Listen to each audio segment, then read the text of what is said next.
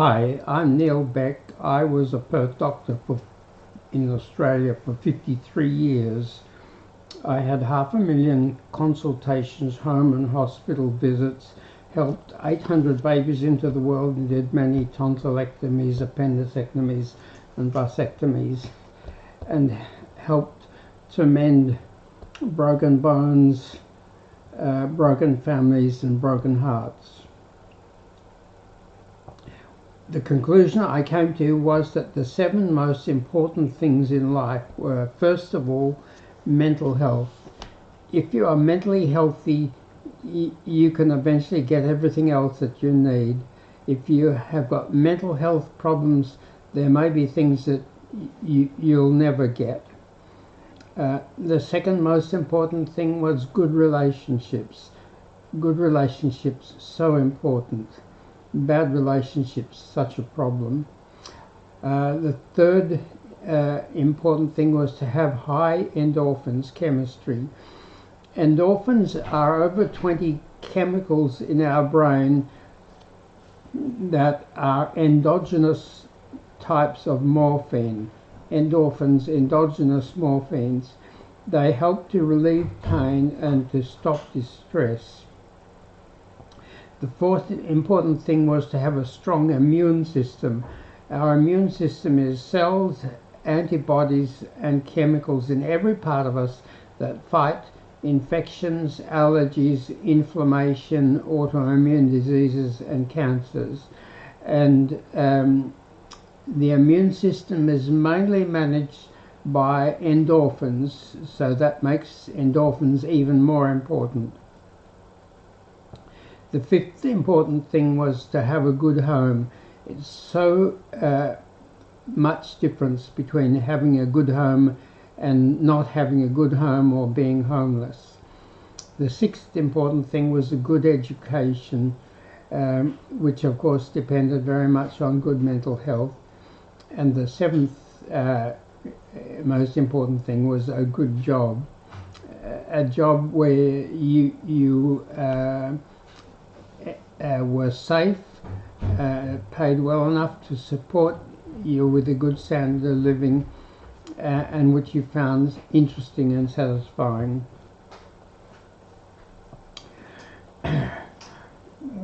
What I found was that I believe the biggest problem in the world, humanity's greatest problem, is mental ill health. There were never going to be enough mental health workers to help all the people that needed mental health help. And that was a disaster, especially for poorer people, and the people with the most problems often were poorer, and they just couldn't get the help that they needed. The mental health care system was not very strong because it used 2 main tools, and both those tools had major problems. The first tool was medicines, but so many medicines were addictive. Nearly all the anxiety, worry medicines and sleep medicines were addictive, and the 3 main ADD, ADHD medicines were addictive. That's Ritalin, dexamphetamine and Adderall. And the addictiveness of medicines created many problems. And secondly, the medicines worked too slowly. Most medicines were tablets or capsules, and when you swallow a tablet or capsule, you need a drink to wash it down, and then it takes half an hour to an hour before it starts to get into your bloodstream and starts to work, and 1 to 2 hours before it works strongly. So that's just too slow if you have got mental health distresses or dysfunctions, or if you have addiction cravings. So medicines, so many addictive, and too slow. And the other main tool was talk therapy, counselling, consultations, CBT, call it what you like, but basically talking to a person about their problems. And talk therapy has two big problems. One is it's too slow. It takes a long time talking to people to find out all about their problems and their causes and what's making them worse and what would make them better, and then helping them to know what to do. So talk therapy, very slow, and secondly, too costly. To be a therapist, you need to have at least a 4-year Bachelor of Psychology degree from a university, or a longer Master's or PhD in psychology, and to become a psychiatrist takes 10 to 12 years. So those people have to be pretty smart, and they have a very long training course, so they have to be paid very well. So talk therapy is slow and it's too expensive. I personally don't believe that there will ever be enough mental health care for all the people who need it using those two tools, because not even governments can afford to pay for all that talk therapy.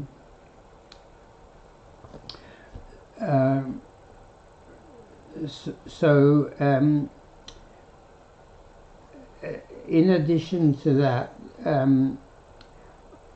mental health care was weak because it had many blind areas. There were things that I thought were important but weren't being done, seemed to be blind areas in the mental health care profession. The first one is that mental health care is not taught in school. Mental health is the most important thing in your life, and it should be taught in school, and it's not taught in school. Then the second blind area is we tend to treat people with mental health problems as if they're isolated, but mental health problems are nearly always family problems, and the whole family needs to be treated, or at least key members of the family need to be treated with someone with a mental health problem. The third blind area was that we usually didn't look for causes, but to help people get better is difficult unless you know the cause, and if you don't know and fix the cause, even if they get better, they're going to relapse if they've still got the cause.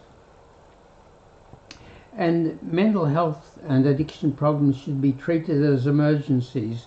The fastest, easiest time to help a person with a mental health or an addiction problem is when it first starts, when the problem is fairly simple and the causes are fairly obvious. But problems cause problems which cause problems, and the whole situation gets so complicated that it becomes very, very difficult to help people if you wait for years and years until they crash. And we tend to focus too much on giving people a diagnosis rather than helping them to understand what they need to have to learn to get better.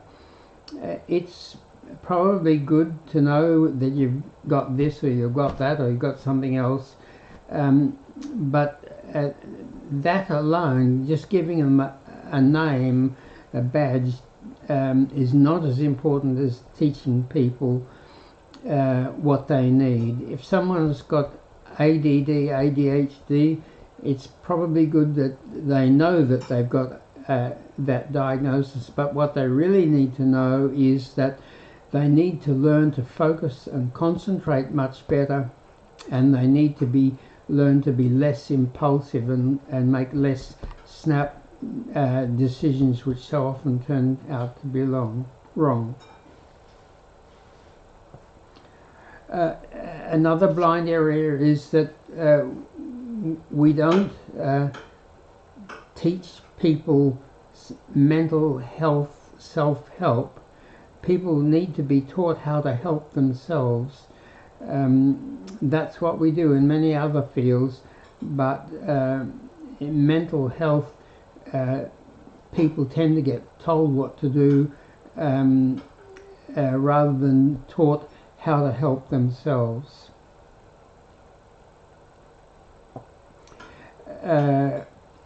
Another blind area is that there's too much focus on blame. Oh, there's a problem here, who's to blame? As if it's usually one person who's to blame, but mental health problems are nearly always chains, part of a chain that is passed from person to person to person, and to blame one person is just false, just unrealistic. If people think you're going to blame them, it's much more difficult to deal with the situation. And unhelpful family loyalty is another blind area. People sometimes unconsciously think that they're troubled and they need to stay troubled because their family is a troubled family. That's just them. They would feel bad if they got better and their other family members, their brother or sister or mother or father, stayed troubled.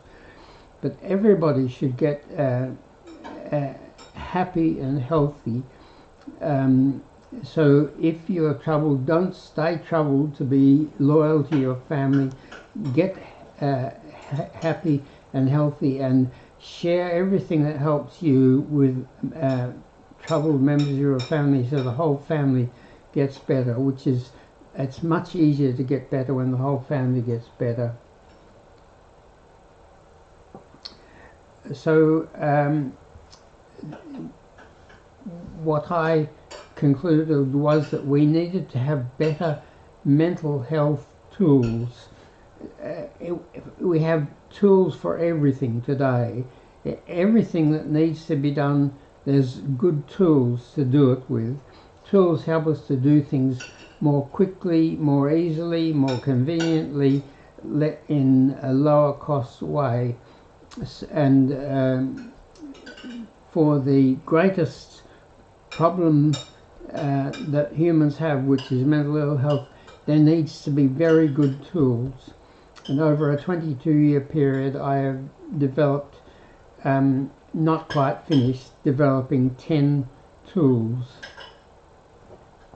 The first tool is websites, and I've got two websites. One is mentalhealthvideos@z.com, mentalhealthvideos@z.com, but that's fairly long and people wanted a shorter one, so now I've got a shorter website, smilefixit.com.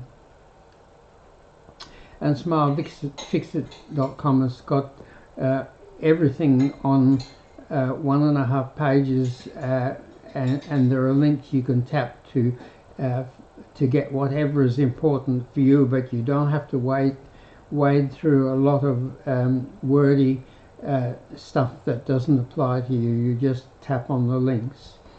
The second tool was videos.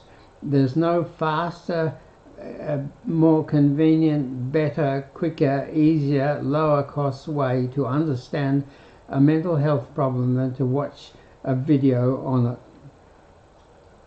And my original videos were 8, 10 or 12 minutes long, but people stopped looking at long videos, and then I realized that they were all favouring, not all, but most were favouring 1 minute TikTok type videos. So now I have 83 under a minute videos at smilefixit.com. 83 under a minute videos at smilefixit.com. And the next tool is the Mental Fixit app. The Mental Fixit app, because of the 83 videos, most are not important to a particular person. There's probably just their special problems are covered by special videos, and you can now tap the App Store or Google Play button on your phone and download the free Mental Fixit app in a few seconds, and do tap your choice of answers to the app's questions in a few minutes, and get an instant report that tells you which 6 of our 83 under a minute videos will help you most. And you can watch those 6 under a minute videos in 6 minutes, and you can watch them as many times as you want, and you can watch them anytime, anywhere, over and over again until you have got the information that you and the understanding that you need. The next tool is live streaming, which is what I'm doing now, because I found that lots of people love to watch live streaming. They love to go online and scroll through and watch live talks. So I now do live streaming on Wednesday, Friday and Saturday at 7 p.m. Perth time, and Sunday morning at 9 a.m. Perth time. The fifth tool is powder medicines. Why powder medicines? Because powder medicines work so much faster than tablets or capsules. If you drop powder medicine on your tongue and suck it, don't swallow it, it gets into your bloodstream and starts to work in 5 minutes. Your tongue is pink or red because the blood vessels are so close to the surface, and when you drop thousands of tiny grains of medicine powder on your tongue and suck it, the medicine gets into those very superficial blood vessels very quickly and starts to work in 5 minutes. And then after a couple of weeks you develop what's called taste conditioning, and as soon as you taste the medicine it starts to work. So if you're developing a mental health distress like anxiety or ADD or post-traumatic stress disorder, you can with powder medicine start to get relief in seconds and have strong relief within 5 to 12 minutes. The sixth tool is pocket powder medicine dispensers.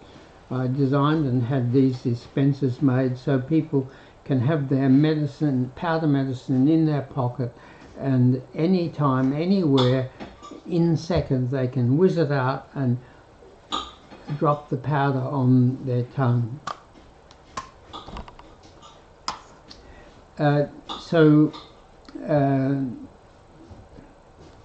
And powder in a pocket dispenser, it's easier to get your exact right dose.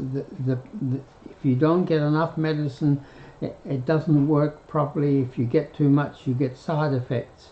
And with tablets and capsules of a fixed size, even if they make 2 different strengths, even if you can break the tablets in half, it's hard to get the right amount for you with your weight, your sensitivity, your severity of illness, and how quickly your liver starts to break the medicine down and excrete it, and how quickly your kidneys start to excrete it. If you've got a liver problem, then the amount of medicine that you need might be far less, or it might be more, and it's hard to find that with tablets. But with powder medicine, you can vary the dose and get the right amount. And also with powder medicine, you can mix 2, 3 or 4 powders together to deal with 2, 3 or 4 different mental health disorders and an addiction all at the same time. The seventh tool is a heartbeat meditation aid, which is a shortened doctor's stethoscope. You learn, or meditation is a habit which you have to learn, and it takes quite a time to learn to meditate. And the people who would benefit most from the calming, relaxing, rejuvenating effect of meditation are the ones who most often can't learn to meditate. But what you do in meditation is you focus on something, and when your attention is focused on that, you can stop thinking about your troubles and your distresses and what's worrying you. With a heartbeat meditation aid, which is a shortened doctor's stethoscope, that's the listening part, I can listen to my heart, and it's a loud, strong beat which is very attention grabbing, and is a much better way of stopping thinking about your stresses and worries and problems. And if you learn to meditate with a heartbeat meditation aid, then after a couple of months it's easy for you to meditate just focusing on your breathing, which is the best in the end, but very hard to do to begin with. The eighth tool is a bigger powder dispenser, but this dispenser is to dispense fruit powder. Taste is one of the biggest things in people's human life, and we can use lovely fruit powder taste for 2 areas of mental health. The first is that some people are just addicted to putting sweet stuff in their mouth. So we are having an epidemic of obesity and diabetes all over the developed world. Everywhere there are people who are obese, and many of them are diabetic, and that's because sugar is so cheap that the manufacturers like to put as much sugar as possible into foods and into drinks, and it's people love the sweet taste of sugar, and sugar is as addictive as sugar is addictive. You can do a ChatGPT or a Google search on the addictiveness of sugar, and you'll find it's very addictive. So if when you're tempted to eat chocolate or to eat lollies or biscuits or cakes or to drink drinks with lots of sugar in, you just whiz out your pocket dispenser, fruit powder dispenser, and have a lovely taste of fruit powder instead. And you can do that as often as you want, because the fruit powder is very cheap.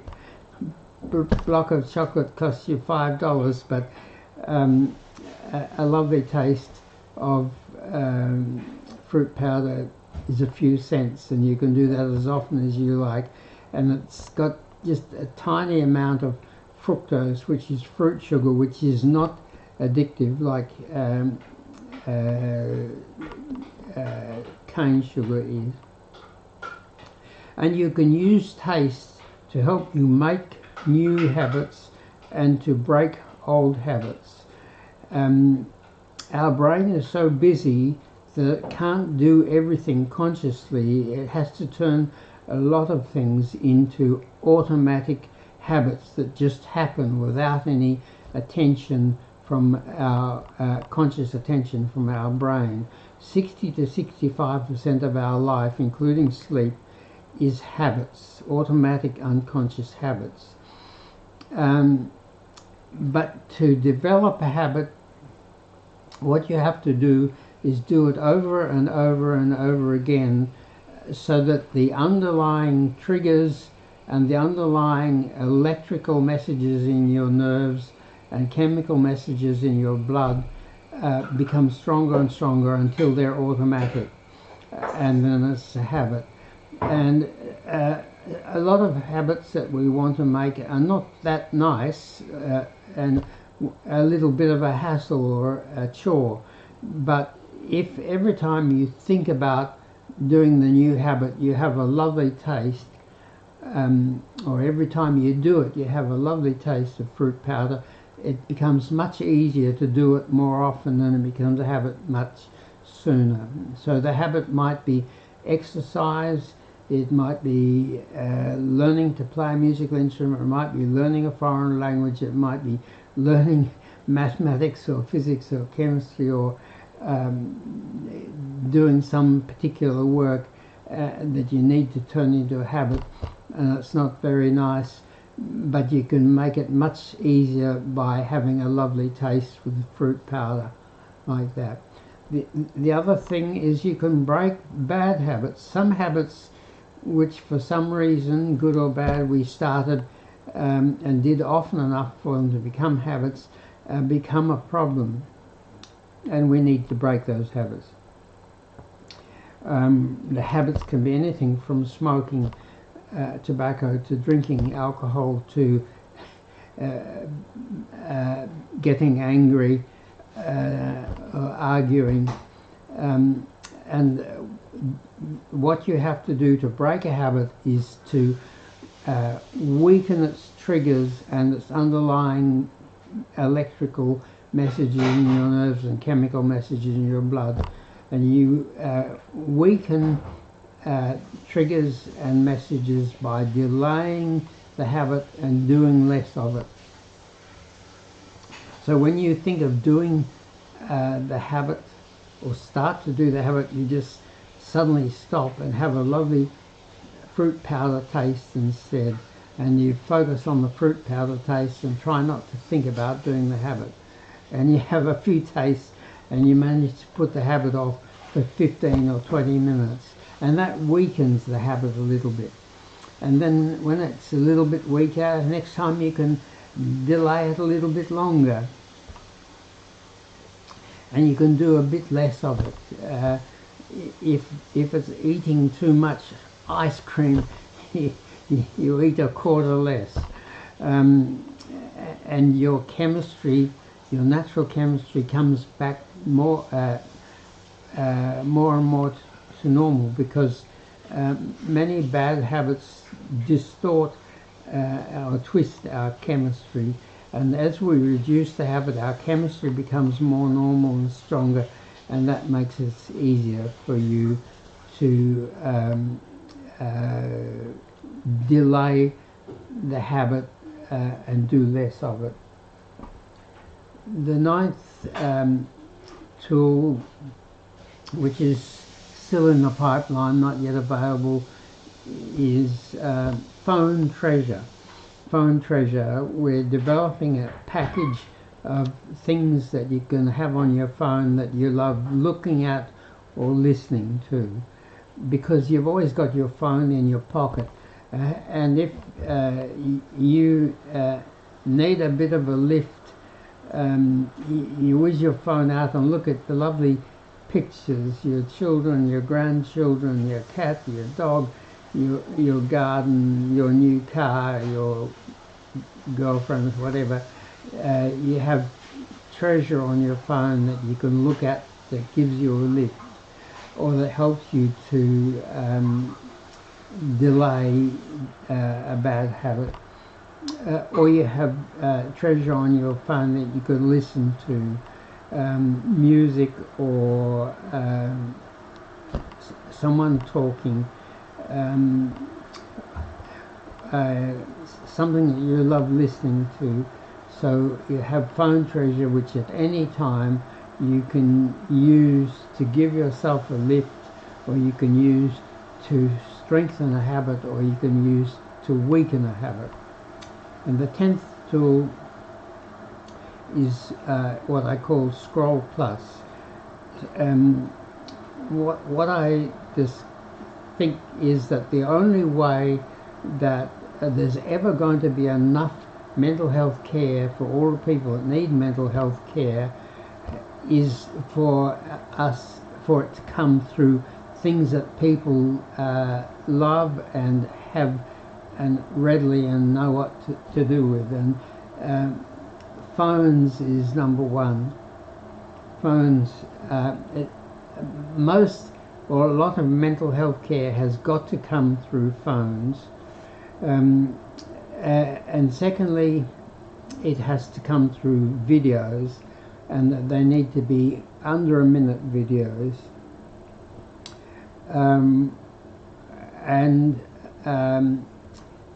What I found is that people love live streaming and they love scrolling, so it's got to come through scrolling. And I only worked that out 3 or 4 months ago, so the last 3 months I've been working very hard developing Scroll Plus, because the reason why people love scrolling, according to my ChatGPT search, is first of all they feel better, it gives them a lift, scrolling. Secondly, it fires their imagination. They see all this new stuff, they learn things, they see things, and it fires their imagination. And thirdly, it's addictive. So we have to put mental health in a scrollable form. But the reason for scrolling is you can go through so much so quickly, but the reason you can do that is there's no detail, and you do need detail, but you just need the detail about the things that are important to you. So in my 1200 page medical textbook, there's thousands and thousands of different diseases and great detail, and a person who comes to a doctor to get help, only 10 pages out of those 1200 pages may apply to them. But how do they find those 10 pages and get the detail on the 10 pages that they need? Well, with Scroll Plus you can scroll through all the items. I found 89 mental health wants, needs and solutions. 89 wants, needs and solutions, mental health and addiction. And you can scroll through those titles in about 8 minutes. But every time you come to one that's important to you, you come to anxiety, worry, which is important to you, you can tap on it and you immediately see a 6 to 16 second video that gives you some basic information very quickly. And if that helps you, then there's a link to a 1 minute video which gives you more help.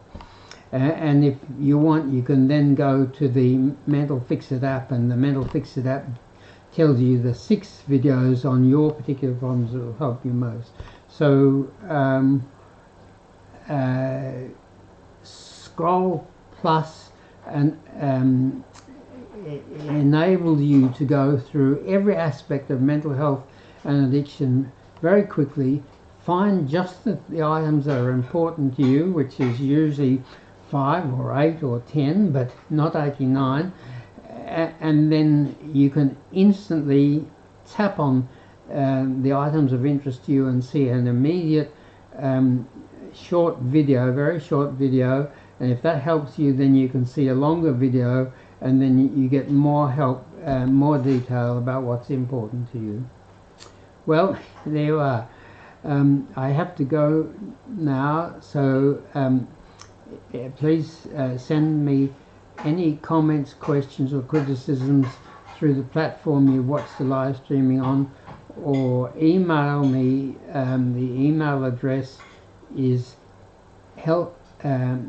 healthestuff@gmail.com, healthestuff@gmail.com, and you can find that email address at the website smilefixit.com, smilefixit.com. Thank you for watching.